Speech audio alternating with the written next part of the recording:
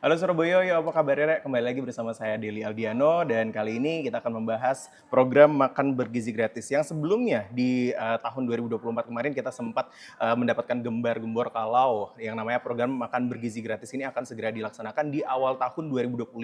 Namun ini Senin tanggal 13 Januari kemarin menjadi hari spesial untuk pelajar di Surabaya di mana program makan bergizi gratis ini digelar untuk perdana dan juga serentak di Surabaya. Lalu bagaimana pelaksanaannya dan bagaimana DPRD Kota Surabaya mengawasinya? Sudah bersama kami anggota Komisi D DPRD Kota Surabaya, Pak Abdul Goni Muklas. Cak Goni, Ya, apa kabar Mas Cak? Deli baik, Mas Deli. Alhamdulillah. Cak Goni, ini Ya, memang benar untuk program makan bergizi gratis yang digelar Surabaya ini eh, kenapa terlambat seminggu? Karena kalau misalnya yang saya dapat informasinya itu sudah digelar dari 6 Januari untuk provinsi-provinsi lain, namun kenapa Surabaya baru digelar di tanggal 13 Januari ini? ya kesiapan koordinasi dan sebagainya mungkin hal teknis ya.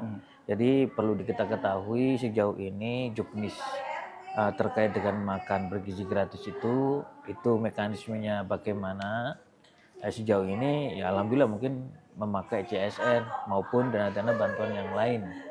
Lah dari sini tadi pagi kita melaksanakan makan bergizi gratis kurang lebih ada sekitar hampir 7 ribuan atau 6 ribu sekian pelajar yang menerima makan bergizi gratis, termasuk Pak Wali Kota juga memantau dan juga pimpinan DPR juga ikut memantau dan juga kami untuk memastikan makan bergizi gratis itu bisa terimplementasi dengan baik di lapangan.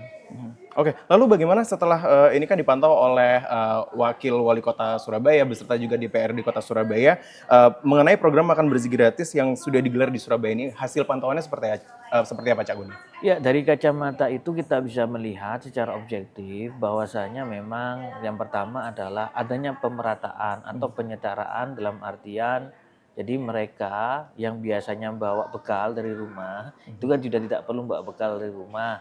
Ya kan ada penyetaraan. Ibaratnya mereka harus makan yang sama dengan teman-temannya. Nah, dari situ kita bisa melihat kebersamaan itu harus dirajut dengan baik. Bagaimana terus di lain sisi apalagi itu kan dalam artian kesehatannya juga harus terjaga dengan baik.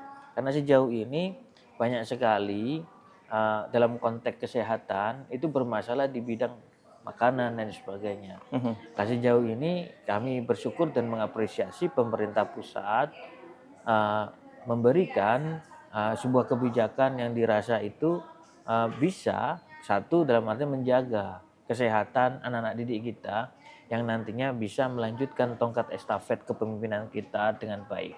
Karena dengan jiwa badan yang sehat juga bisa menyerap kegiatan belajar secara optimal. Itu yang kita harapkan. Oke, lalu bagaimana dengan sekolah-sekolah yang menerima manfaat dari program makan bergizi gratis ini Cak Guni? Ini ada, kalau boleh tahu ada berapa sekolah penerima manfaat, lalu bagaimana juga koordinasi dengan sekolah-sekolah tersebut Cak? Ya sejauh ini kan hanya cuman beberapa, negeri pun cuman beberapa. Jadi hampir secara keseluruhan kita aja satu SMP itu bisa sampai ratusan atau 700-an orang. Coba bisa bayangkan. Makanya kan anggarannya nggak main-main nih perihal persoalan makan bergizi gratis. Lah kalau konsepnya itu subsidi silang menarik. Tapi kan ini harus ada penyetaraan yang mungkin dirasa dengan angka budget dari pusat itu kurang lebih 10.000, saya merasa itu coba dikaji lebih agar angka itu bisa naik. Karena apa? Bahan pokok dan sebagainya itu kan naik juga. Lah jangan sampai terkait dengan hal-hal teknis ini menghambat kegiatan dan niatan baik dari pemerintah itu sendiri. Oke, Cak Guni, saya penasaran sebenarnya untuk menu hariannya sendiri itu yang mengatur menu harian yang akan diterima oleh penerima manfaat ini khususnya adalah peserta didik ini siapa sebenarnya Cak Guni? Ya kan dalam artian konteks ini kan mereka terlibat di PBGN tuh, bagi gizi nasional, PGN itu. Jadi mereka juga harus mengontrol dalam artian kandungan gizi yang diberikan kepada peserta didik. Ya, kebutuhannya harus tertata. Memang nggak seperti selayaknya kalau kita itu pesen nasi kotak dan sebagainya itu kan tidak semudah itu. Iya. Yang kita harapkan adalah apa? Nantinya kita berharap apa? Makan bergizi gratis itu juga sampahnya bisa didaur ulang. Jangan sampai menimbulkan masalah baru lagi. Menimbulkan sampah itu tidak bisa daur ulang kayak plastik dan sebagainya. Coba itu ditata lebih lanjut karena kita berharap mereka peserta belajar itu juga dididik untuk bagaimana peduli terhadap lingkungan. Oke, Cak Guni, ini menurut hasil riset yang saya temui, ini kan sebenarnya untuk program makan bergizi gratis itu yang melaksanakan atau yang memasak itu adalah Satuan Pelayanan Pemenuhan Gizi atau SPPG sendiri gitu. Lalu untuk di Surabaya ini sebenarnya ada berapa dapur umum atau SPPG itu tadi, lalu juga bagaimana pendistribusiannya ke sekolah-sekolah ini, Cak Guni? Ya, beberapa mekanisme kan sudah tertata, ada beberapa kurang lebih sekian beberapa dapur umum kan, dan diminta mungkin itu kan CSR dan sebagainya untuk dikelola lebih lanjut. Terkait judisnya kan juga belum tertata dengan baik. Lah maka dari itu kita hanya coba dalam artian penyetaraan seperti apa. Dapur-dapur ini bisa optimal dengan baik dikontrol, bagaimana mengelola makanan-makanan ini sesuai dengan standar gizi yang telah diinstruksikan oleh BPN itu tadi. Yang terpenting adalah program-program ini bisa menyerap masyarakat sekitar. Jangan sampai hanya dimonopoli orang-orang tertentu. Itu yang kita harapkan.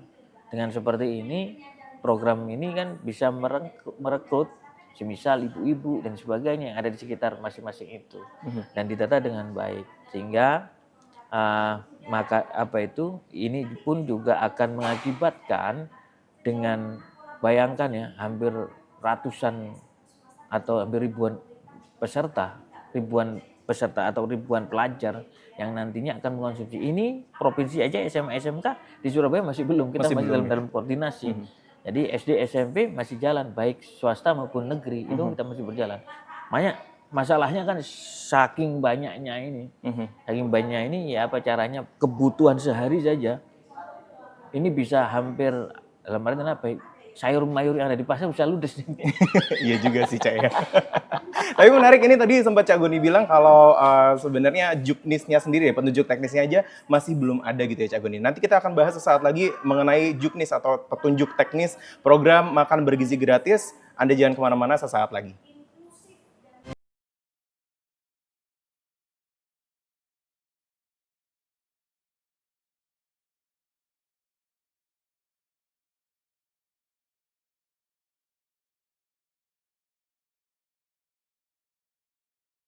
Dikbudristek waktu itu. Oh, waktu itu Mendikbudristek ya, yang pertama ya. Yang pertama gitu ya. Kemudian habis itu kan saya pergi ke Sekretariat Negara ya. Kalau saya prinsipnya begini, kan karena saya datang di latar belakang aktivis dan kebetulan lama di organisasi keagamaan yang punya banyak lembaga pendidikan.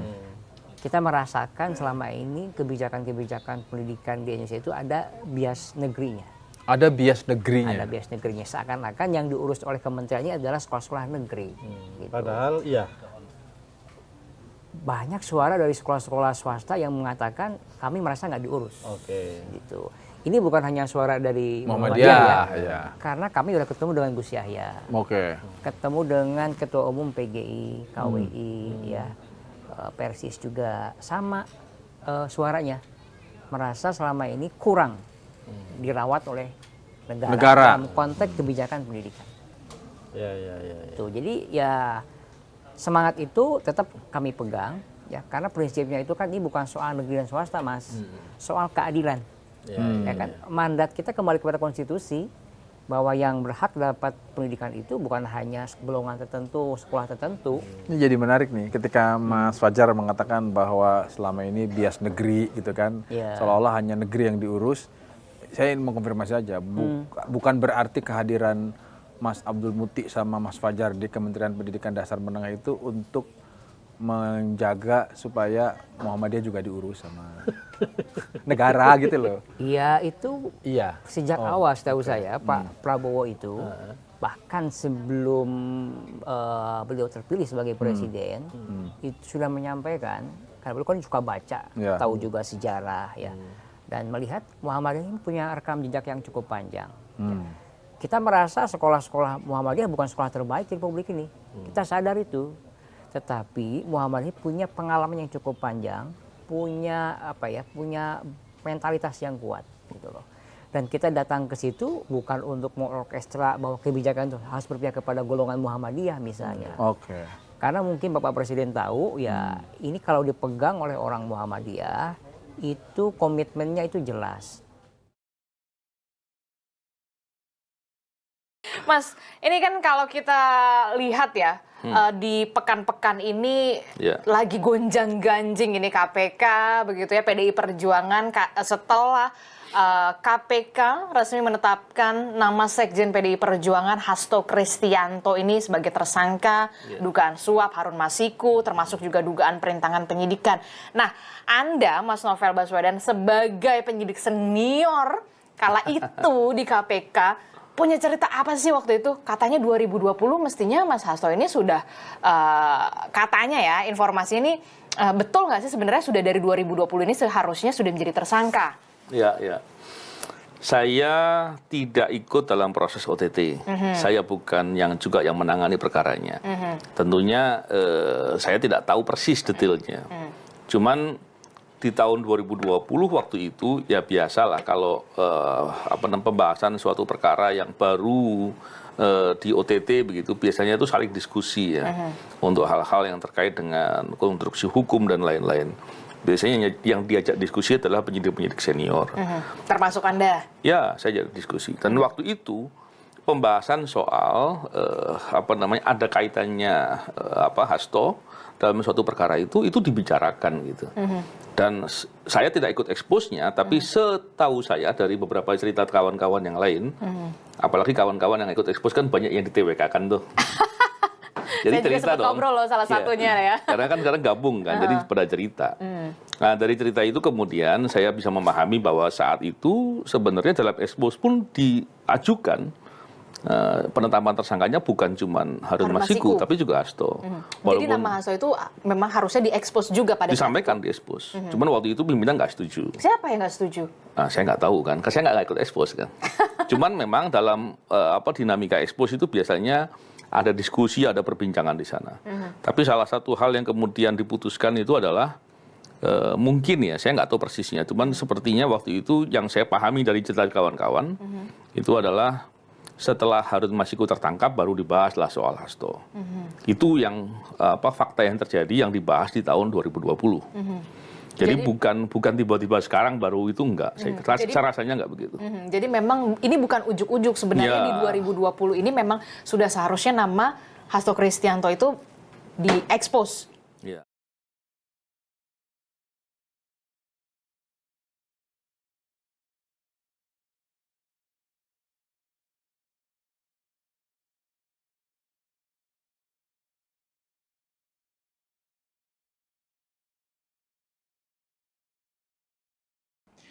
Anda masih bersama kami dalam membahas program makan bergizi gratis di Surabaya. Masih bersama kami juga anggota Komisi D DPRD Kota Surabaya, Pak Abdul Goni Muklas. Cak Goni, ini kan tadi sebelumnya sempat kita bahas bahwa program makan bergizi gratis ini sudah mulai serentak diberlakukan di Kota Surabaya khususnya untuk peserta didik sekolah-sekolah ini. Lalu bagaimana tentang pengawasannya, jalur distribusi ke sekolah-sekolahnya itu pendampingannya seperti apa nih Cak Goni sebenarnya? Ya, kita akan memantau secara komprehensif dalam artian baik mulai terkait dengan dapurnya, terkait dengan bagaimana packaging dan sebagainya itu. Kita akan berharap semuanya itu ramah terhadap lingkungan, ya, termasuk makanannya itu harus baik betul karena itu akan dikonsumsi oleh para pelajar kita, para anak-anak didik kita. Jadi yang kita harapkan agar ya semangat ini semua, semangat kebersamaan ini semua bisa dirasakan betul. Karena memang kadang itu ada mungkin ya dalam tanda kutip orang tua yang mampu ya kan memberikan bekal lebih. Sekarang tidak semuanya sama rata. ya kan sehingga paling tidak membangun rasa kebersamaan itu dengan baik. Jadi makan bersama dengan teman-teman sebayanya itu. Paling tidak bisa membangun komunikasi antar pelajar yang dirasa bisa kita lihat bersama, canda tawa, jangan sampai angka bullying itu juga naik lagi, ya kan? Menarik sekali di Surabaya. Lah, dari sini kita bisa melihat nanti kami di DPRD juga akan mencoba mengkaji secara keseluruhan apakah pemerintah Kota Surabaya kalau memang ada mekanisme juknis yang ada sudah ketata, paling tidak keberpihakan alokasi anggarannya pun bisa kita kawal bersama-sama sehingga tidak ada kendala lagi perihal persoalan penganggaran dan sebagainya. Oke, Cagoni tadi sempat Cagoni bahas bahwa Juknis sendiri dari Badan Gizi Nasional mengenai program makan bergizi gratis ini masih belum ada atau bisa dibilang masih belum jelas lah. Ini lalu bagaimana nih Cagoni soal berjalannya atau nanti ke depannya program MBG ini mengenai petunjuk teknis atau Juknis dari Badan Gizi Nasional? Ya, tempoh hari yang lalu terkait dengan ini semua kan awal mula ada yang 7.000 terkait dengan komposisi besaran per anak kebutuhan gizi itu. Tapi praktek di lapangan itu kan kadang tidak sesuai dengan realita yang ada. Harga-harga yang dibutuhkan makanan pokok itu pun juga bervariasi. Nah, maka dari itu saya berharap tolong dikaji secara cermat kebutuhan-kebutuhan terkait dengan makan bergizi gratis ini harus dirumuskan betul sehingga tidak ada kendala lagi perihal persoalan penganggaran dan termasuk nantinya ketika anggaran bermasalah repot juga nanti malahan sehingga apa yang menjadi tujuan dari pemerintah pusat itu tidak tercapai. Itu yang kita harapkan. Makanya dari 7.000 naik ke 10.000 ya kita berharap bagaimana terus kemampuan pemerintah pusat, pemerintah kota dan sebagainya. Oke. Nah kalau itu tertata berarti kan kita nanti coba kaji ulang terkait dengan penganggaran di APBD pemerintah kota juga. Oke, Cagoni sebenarnya singkat saja ini dari DPRD Kota Surabaya sendiri melihat Juknis dari Badan Gizi Nasional mengenai program makan bergizi gratis yang mungkin sedang disusun ini seberapa penting dari skala 1 sampai 10 nih, Cak? Ya sangat dirasa penting. Penting ya? Karena dengan adanya Juknis kan berarti kan ada kepastian hukum, ada regulasi sehingga yang melaksanakan pun juga tidak takut khawatir dan yang melaksanakan ditakut-takuti. Ini kan akan menjadi masalah baru nantinya. Sehingga kita ini dalam artian memberikan karena ini menyangkut anggaran dari pemerintah. Pemerintah itu kan harus ada kepastian hukum untuk mengeluarkan budget itu. Dan itu tidak sedikit loh. Hampir coba kita kalikan selama setahun. Dan tiap hari efektif sekolah. Dengan jumlah pelajar hampir sekian ribu pelajar. Bayangkan aja. Lah iya. Yang saya takutkan semisal apa? Dengan kebutuhan daya belinya tinggi, harga bahan pokok bisa naik ini kan gawat juga ini. Nah, kalau ini tidak tertata dengan baik, waduh, bisa jadi kayak apa? Nah, saya makanya dari situ jadi Badan Gizi Nasional juga ikut andil bagaimana mengelola ini semua. Jadi kebutuhannya, seleksi makanannya pun juga harus ditata dengan baik. Jangan sampai yang diberikan kepada anak didik kita itu bahan-bahan yang tidak berkualitas dengan baik. Oke, Cagoni ini sebenarnya menurut temuan saya nih ya, pada dasarnya program makan bergizi gratis ini tidak hanya menyasar para pelajar, tapi juga salah satunya adalah ibu hamil sebagai penerima manfaat. Nah, kalau terkait ini bagaimana pengaturannya? Apakah nanti akan ada puskesmas, posyandu, atau bahkan RT setempat yang ikut terlibat atau bagaimana Cagoni? Ya, menurut kami adalah ini kan sejauh ini perihal persoalan distribusi makanan seperti itu kan di Kota Surabaya ini memang sudah biasa kan, sudah biasa dan sudah tertata. Cuman saya berharap kadang apakah di Surabaya hampir tidak ada bayi yang kekurangan asam folat, ya kan bukan asam sulfat ya asam folat, kekurangan itu lah. Jarang sekali bayi sumbing hampir tidak ada di Kota Surabaya. Nah, tinggal bagaimana implementasi ini dikawal dengan betul. Lah kalau memang seperti itu menarik. Memang kadangkala masyarakat miskin yang di bawah standar itu memang membutuhkan pendampingan. Lah sejauh ini kita punya hampir 1.000 sekian RW dan juga sekian hampir ribuan RT. Juga ada KS dan sebagainya. Tinggal bagaimana kita menata itu dengan baik. Toh kadang ketika penyetaraan makanan, makanya kan bantuan-bantuan permakanan itu dirupakan kalau di kota Surabaya melalui duit. Iya. Ya kan, melalui duit. Sekian 200.000 dan sebagainya itu. Jadi kadang-kala makanan-makanan itu di tempat lain berbeda, di tempat seperti berbeda, sehingga menjadi masalah-masalah tertentu. Ya mudahan nanti kita berharap kalau memang seperti itu dan itu diserentakkan, wah itu menarik. Se-Indonesia Raya. Karena satu, mulai dari pencegahan dari awal saja,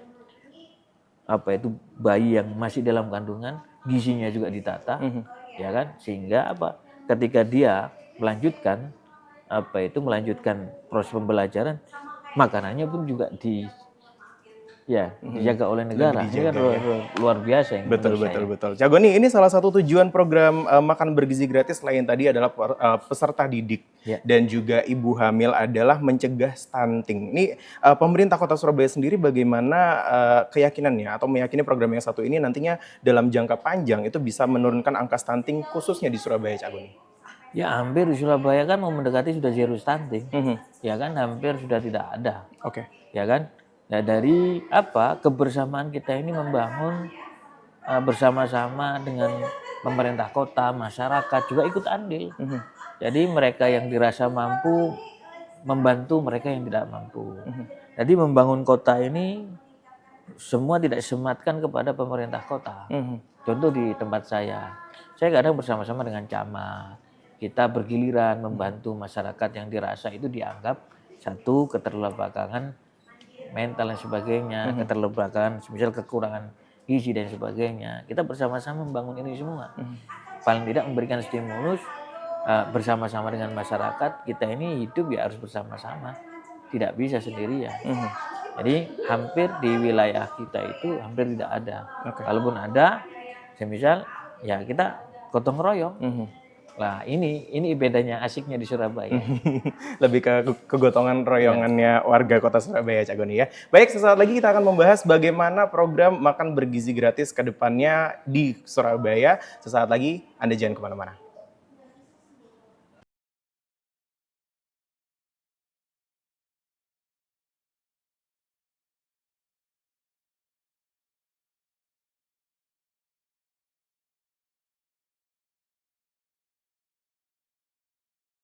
Saya mendengar cerita dari kawan-kawan, dan kawan-kawan rasanya sudah bicara di media kan. Hari ini sudah banyak yang bicara terkait dengan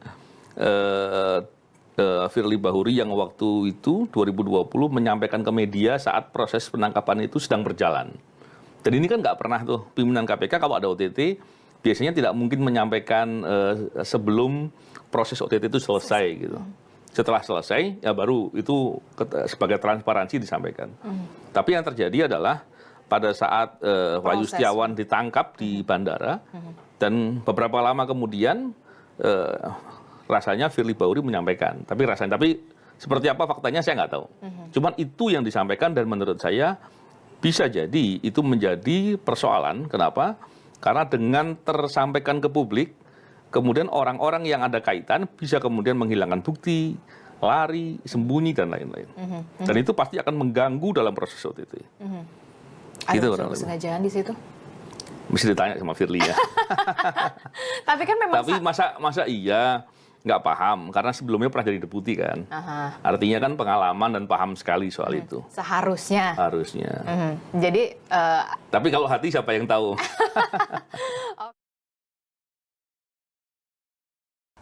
Kalau sekali Anda bikin sekolah, akan jadi beban buat pemerintah, baik Pemda maupun pemerintah pusat. Maka hati-hatilah kalau bikin sekolah.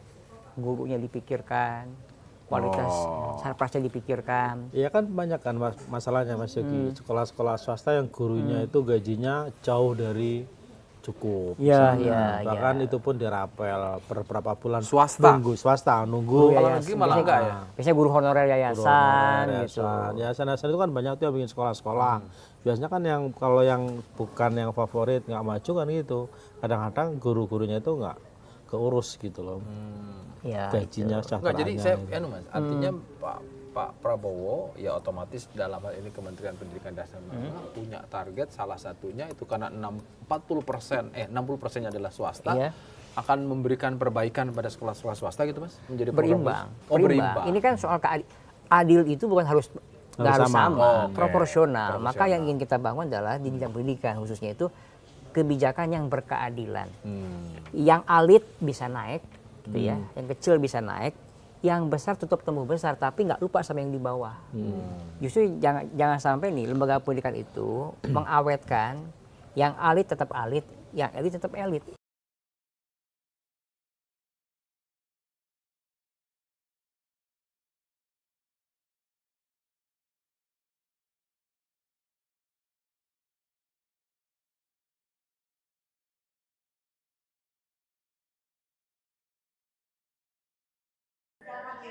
Anda kembali bersama kami dalam membahas program makan bergizi gratis di Surabaya. Masih bersama kami juga anggota Komisi D DPRD Kota Surabaya, Pak Abdul Goni Mukhlas. Cak Goni, ini kan tadi sempat kita bahas mengenai program makan bergizi gratis yang sebenarnya tidak hanya menyasar pada para peserta didik, namun juga ibu hamil dan juga yang stunting seperti itu ya. Lalu ini kalau boleh tahu nih, Cak Goni, ini kan kedepannya bisa saja ini menjadi sebuah program yang baik khususnya untuk warga-warga Kota Surabaya. Lalu mengenai soal sampah nih, sisa makanan dan juga box tempat makan ini perlu juga menjadi perhatian bersama ya Cak Goni ya. Ini pemerintah Kota Surabaya sendiri menyiasatinya seperti apa Cak Goni? Iya, makanya kan saya udah bilang dari Dinas Lingkungan Hidup ini harus menjadi atensi bersama. Paling tidak sampah itu di sekolah-sekolah sudah dipilah. Ya kan, bagaimana anak-anak itu sudah memilah sampah, mengajarkan mereka bagaimana tidak merusak lingkungan. Jadi makanannya harus dipilah. Oh ini yang basah, oh ini yang tidak basah dan sebagainya. Oh ini yang didaur ulang, ini yang plastik dan ini yang kertas. Harus diajarkan betul. Jadi paling tidak di sini kita berpositif thinking dalam artian apa? Dengan seperti ini peserta didik banyak belajar. Sekaligus ikut mempraktekkan. Kita bisa bayangkan kalau Kota Surabaya ini bersih dari sampah. Itu kan luar biasa. Seperti kota-kota yang lain gitu ya. Setuju Cak Goni ya. Cak Goni, ini kalau ngomongin soal anggaran nih ya, mengenai anggaran apakah semua ini berasal dari pusat ataukah ada tambahan dari APBD sendiri nih? Kalau memang ada APBD yang ditambahkan dalam program makan bergizi gratis khususnya di Surabaya dan juga Jawa Timur seperti itu ya, ada berapa yang disiapkan oleh pemerintah Kota Surabaya? Ya sejauh ini kan kayak tadi disampaikan perihal persoalan juknis dan sebagainya. Makanya kan sejauh ini masih berjalan melalui CSR dan sebagainya. Ya kan? Jangan sampai karena apa? Ketika menyangkut sebuah regulasi di anggaran APBD, itu aturan dan mekanismenya pun juga harus dilalui dengan baik. Ya kan? Dasarnya apa? Nah, kalau sudah ketata, ya misal itu menjadi visi misi wali kota lain persoalan. Lah paling tidak pemerintah kota sudah dalam artian memberikan kebijakannya juga bersama-sama serentak. Nah, kan? Ini dengan pemerintah pusat untuk melaksanakan makan bergizi gratis ini, kita berharap bisa serentak se Kota Surabaya karena di Kota Surabaya ini kan hampir banyak. Dalam artian SD saja sudah berapa? Hampir ratusan. Itu yang negeri. Tapi 263 sekian itu SD. Sementara SMP 63 swasta. Bagaimana? SD swasta. Belum yang lain sebagainya itu ya. Nah, maka dari itu anggaran ya sangat besar sekali. Lah kalau memang seperti itu ketika sudah ketata betul, kita siap bagaimana pelaksanaan dapur-dapurnya juga disiapkan betul. Bahan-bahan yang disajikan nantinya pun juga harus tertata dengan betul. Karena ini pekerjaan yang tidak mudah menurut hemat saya. Maka dari itu butuh kerjasama yang baik antar lintas sektor. Oke, Cak Goni, ini kalau ngomongin soal program makan bergizi gratis ini apakah berpusat hanya di Badan Gizi Nasional saja atau sebenarnya diserahkan kepada pemerintah kota tersebut? Ya kan tidak, kan ada ke beberapa, ini kan bantuan pemerintah, ya kan sejauh ini. Jadi juknis kan ada bisa dilakukan oleh lembaga sekolah dan sebagainya, ya kan. Dan makanya sejauh ini karena juknisnya ini masih belum tersosialisasikan dengan betul atau masih belum disusun dengan baik, ya kan masih amburadul. Dan sementara ini kan kita katakan ini bagian dari uji coba bagaimana menyetarakan makan bergizi gratis dan bisa terlaksana dengan baik. Oke, menurut Cak Goni nih ya, untuk program makan bergizi gratis khususnya di Surabaya ini apakah ikut juga merangsang pertumbuhan ekonomi di Surabaya nih, Cak? Ya pastinya seperti itu. Bayangkan kota Surabaya yang sangat luar biasa ini, kota yang bergerak di bidang jasa dan perdagangan, walaupun memang pertanian di kota Surabaya ini hampir mulai pudar, ya kan, menjadi perumahan-perumahan, ya kan, tapi paling tidak ini menjadi pangsa pasar yang luar biasa buat mereka-mereka UMKM kita ini bisa hidup dan lain sebagainya. Nah, maka dari itu apa yang kita harapkan, paling tidak dengan adanya makan bergizi gratis ini bisa meningkatkan atau memberikan stimulus peningkatan perekonomian di kota Surabaya ini berjalan makin lebih baik lagi. Oke, Cak Goni ini sebenarnya kalau boleh tahu setelah diuji cobakan di kota Surabaya, adakah kendala khusus di Surabaya ini dalam menjalankan program makan bergizi gratis, Cak?